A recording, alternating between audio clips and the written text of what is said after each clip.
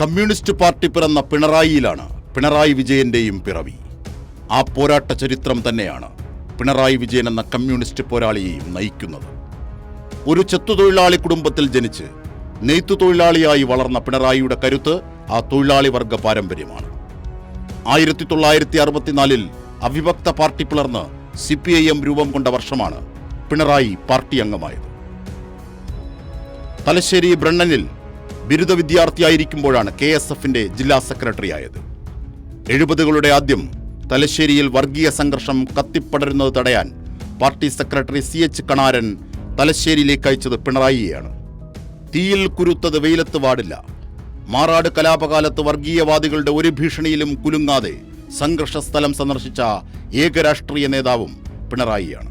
അടിയന്തരാവസ്ഥക്കാലത്ത് 18 മാസം പിണറായി കണ്ണൂർ സെൻട്രൽ ജയിലിൽ അടയ്ക്കപ്പെട്ടു. 26ാമത്തെ വയസ്സിൽ MLA, ജില്ലാ സെക്രട്ടറി, മന്ത്രി, സംസ്ഥാന സെക്രട്ടറി, മുഖ്യമന്ത്രി. ആധുനിക കേരളത്തെ മുന്നോട്ട് നയിച്ച 6 പതിറ്റാണ്ട് കാലത്തെ രാഷ്ട്രീയ ജീവിതമാണ് പിണറായി വിജയൻ.